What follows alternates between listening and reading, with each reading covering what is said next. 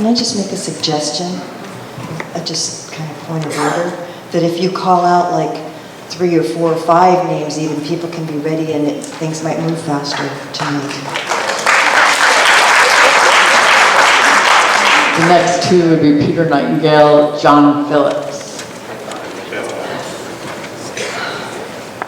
Well, thank you for being here to hear all of us. I appreciate it. The slick, glossy flyer came to all our homes this week. The need for Clear River Energy Center. It's full of scare tactics and promises. Invenergy has a lot of money to spend, obviously, whereas the citizens of Burrillville don't have the money to fight this.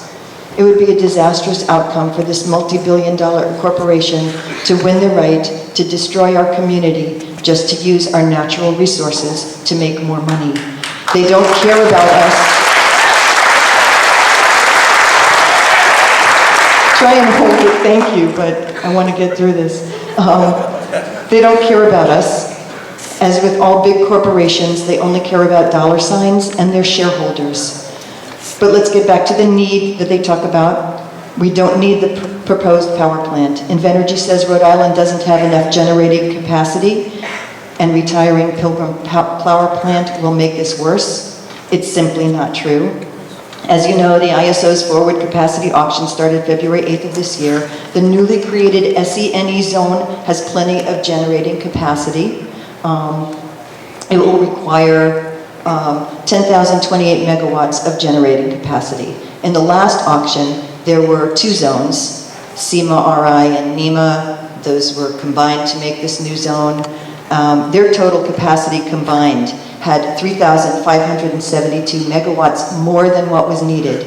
Even without Pilgrim's 677 megawatts, there was still an excess of 731 megawatts in the new zone, in the new SENE zone. Here's what Invenergy really has to offer. The destruction of over, I don't know how many acres, I've heard different numbers, between the 67 or something they're talking about to extended along the lines and everything. Many, many acres of woods and wildlife and a natural spring on the proposed building site. The destruction of our quiet rural community, as well as our roads, our clean air, and the depletion of our water supply.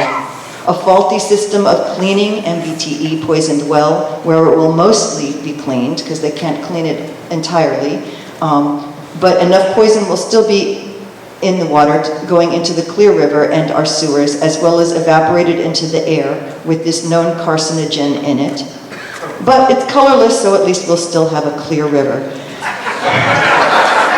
Other things we will get: an unwanted second power plant in this small town, lower property values, an unacceptable noise level. This plant is outmoded technology, no matter what they say, and they will say anything, just like the power plant in the Berkshires, I heard it on the news this morning, that was just fined but not shut down for falsifying their pollution readings.